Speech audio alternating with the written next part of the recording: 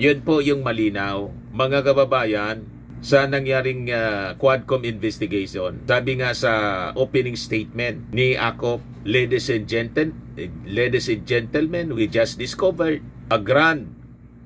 we have established a grand criminal enterprise. Sinubo mismo ni Digong doon. Ginamin ni Digong yung kanyang mga ginawa.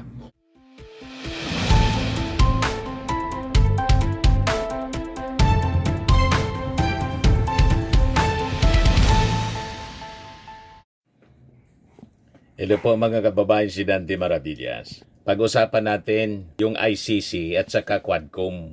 Bakit na niya Mr. Maravillas? Ano man ang relasyon ng Quadcom sa ICC? Alam po ninyo, yung Congress investigation, yung Quadcom, naging daan po yun. Yung investigasyon na ginawa, naging daan sa hustisya laban po sa kay Digong. Diba po? Laking tulong yung ginawa ng Quadcom. At malamang sa malamang, na-monitor yun ng mismong mga ICC judges o ng ICC mismo.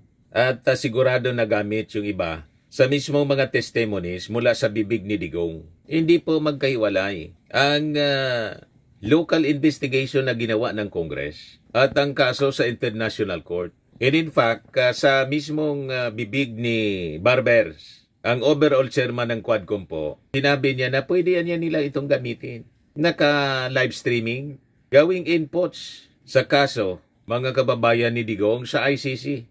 Yung ginawa po ng Quadcom hindi simpleng hearing. Ito po ay isang sistematikong paglatag ng mga ebidensya, testimonya at pattern ng operasyon na maaaring maging malagang pundasyon sa pag-usad ng kaso laban kay Digong sa ICC. Yan ang malinaw po mga kababayan. So kung ang ICC yung hukuman, ang Quadcom ng Kongreso mga kababayan ang naglatag ng blueprint. At kapag blueprint ang usapan, hindi po ito haka-haka. Ito po ay dokumentado, may pangalan, may pitsa, may istruktura. At ang naging konklusyon po ng committee ng Quadcom, diba sa report, na ang nagbasa ng report, yung namayapang si Congressman Romeo Acop, sinabi niya na ang na-establish niya is a grand criminal enterprise. Remember? Yan po. Noong June 2025, tinapos ng House Committee ang isang comprehensive joint investigation at nag-adapt sila ng final report na may mabigat na konklusyon. Hindi simpleng war on drugs ang nangyari sa ilalim ni Digong. Sabi po sa report, ito ay isang grand criminal enterprise na ibig sabihin, hindi isolated killings, hindi rogue cops, hindi individual excesses, kundi isang organisadong sistema na may command structure at political protection. At direktang pinangalanan sa ulat si Digong, si Ronald Bato de la Rosa, dating PNP chief, pati si Bongo.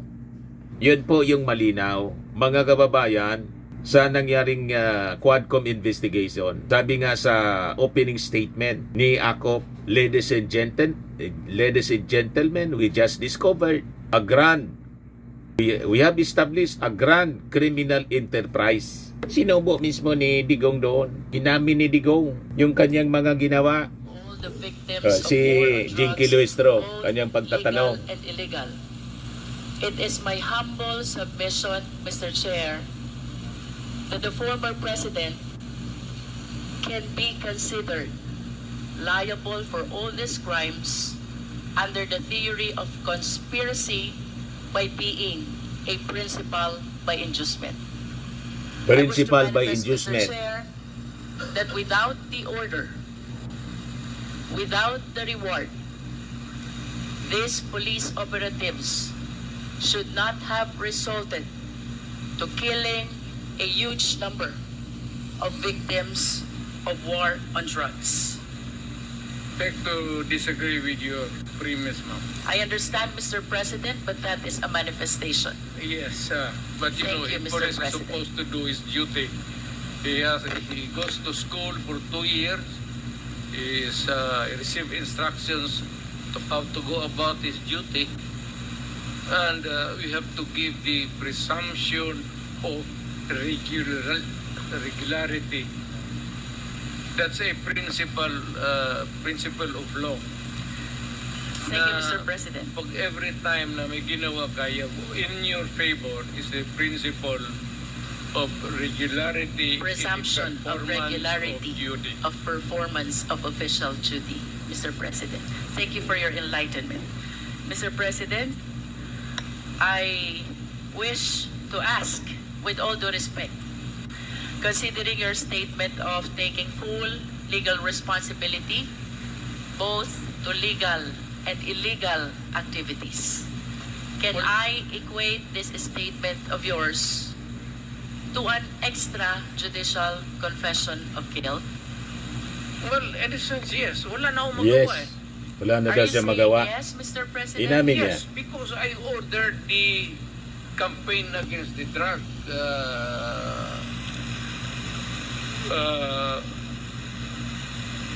syndicates. At kung anong ginawa nila, whether illegal or not, it was ako ang nag-utos. In that sense, I Inamin take niya. that responsibility of their Eh malamang pag actions. umarap siya sa Wala trial akong po sa magawa eh. ICC, Commander aminin ako, niya din. nagutos ako. Puntahan ninyo yan. Ah. Eh, just like a commander, although not a military, police, iutusan mo. Pag may nangyari dyan, magkabulyaso, whether right or wrong, Ah. iyo Right yan. or wrong? Iyo talaga yan. Iyo talaga. Kung hindi ka naman bobo na mayor, Ah. hindi iyo mo talaga. iwanan yung tao na inutusan mo. Unless, yung pumunta doon, inutusan mo mag-operate ng illegal gambling or mga druga, tapos nag-rape, kung anong ginagawa na kabalastugan, ako na mismo ang papatay, hindi na kailangan na hintayin mo pa. Mr. President, earlier, you conformed to my statement that I can equate your statement of taking full legal responsibility Full legal as an legal extrajudicial responsibility. confession of guilt. You said yes to that. Yeah, hindi, No, I'm just reiterating the question, Mr. President. It's not about guilt or a wrong. What I'm saying is that yung lahat ng Binago na inutusan niya. ko yung war against drug, o yung isang platoon dyan o isang batalyon, kung ano yung ginagawa nila, kaya I take full responsibility for that. Malinaw po, inamin niya. You see? So ayon sa findings, sila umano ang nasa sentro ng pag-orchestrate ng state-sanctioned killings at pag-shield sa drug traffickers. Tapos yung reward system. Isa sa pinakamagbigat na lumabas sa Quadcom ay ang ebidensya ng cash reward system para sa police officers na sangkot sa high-profile drug-related killings. Yung aligasyon, ang sistemang ito ay dinala pa mula sa panahon ni Digong bilang mayor ng Davao City. So kapag may reward system, hindi na ito spontaneous violence. Ito ay operational program. Ito ang pagkakaroon ng structured incentive system ay indikasyon ng policy level involvement, hindi simpleng isolated acts. Yan mga kababayan. At mismong si inamin niya si Bongo. Ito si Bongo sa interview ng mainstream media. Nabanggit rin po niya, nandyan po rin po yung reward na kanyang sinabi noon. 1 million po sa mga ninja cops. Recorded. Pag buhay, kalahating milyon lang po. Pag lumaban, 2 million. Nabanggit rin po niya, nandyan po rin po Referring yung to reward Digong. na kanyang sinabi noon. 1 million po sa mga ninja cops. Patay. Kaya hindi pwedeng magugas ng kamay si Bongo. Pag lumaban, Hindi pwede. 2 million. Yan mismo. Dokumentado.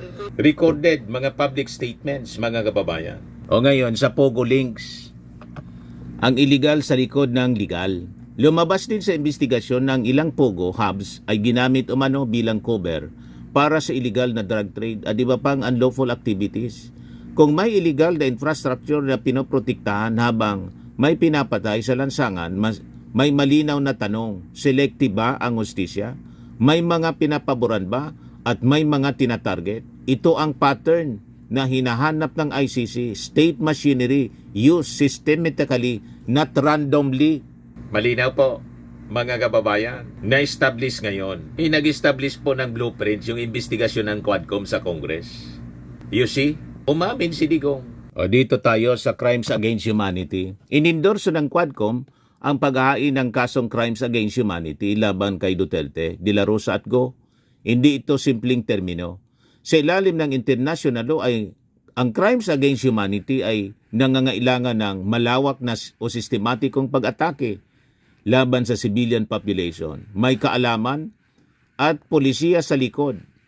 Ang mismong findings ng Quadcom, reward system, organized operations, shielding mechanism, tumutugma sa legal threshold na hinahanap po ng ICC. So yun, mga kababayan, ang katotohanan dyan. Yung kaso po sa ICC, specific yung charges.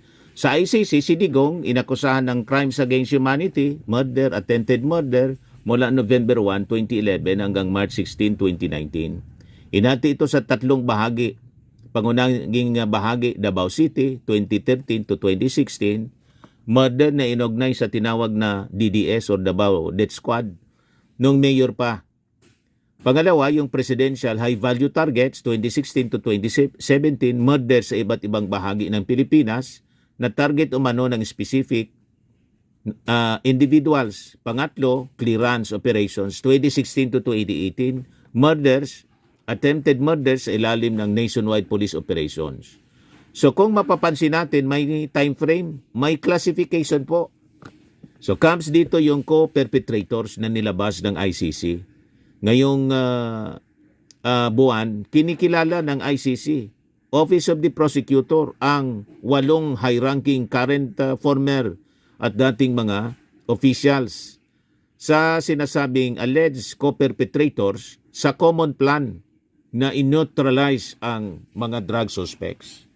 So kabilang dito si Bato, si Bongo, si Aguirre, dating Justice Secretary. So nakatulong talaga po yung Quadcom. So paano siya? Ayan o, paano nakatulong yung Quadcom sa ICC? Sa domestic documentation po, ang ICC ay umaasa sa dokumentadong pattern. Ang Quadcom ay nag-compile ng testimony, financial trails, operational structure at policy links. Na-establish yung systematic nature, ang reward system, POGO links at chain of command findings na nagpapakita ng sistematikong operasyon. Isang key element sa crimes against humanity. Name accountability. Hindi generic ang findings, may malinaw na patukoy sa mga taong nasa taas ng hierarchy. Bridging local to international evidence. Kapag ang sariling kongreso ng bansa ay naglatag ng structured findings, hindi ito madaling i-dismiss bilang external interference. Madaling salita, ang Quadcom po, mga kababayan, naglatag ng narrative backbone. Ang ICC ang naglagay ng legal judgment. Nagets na ninyo, laking tulong po yung ginawang investigasyon ng Quadcom. Mismong pumunta si Digong, inamin niya, tinuro pa niya si Bato. DDS, yan, Death Squad din niya yan.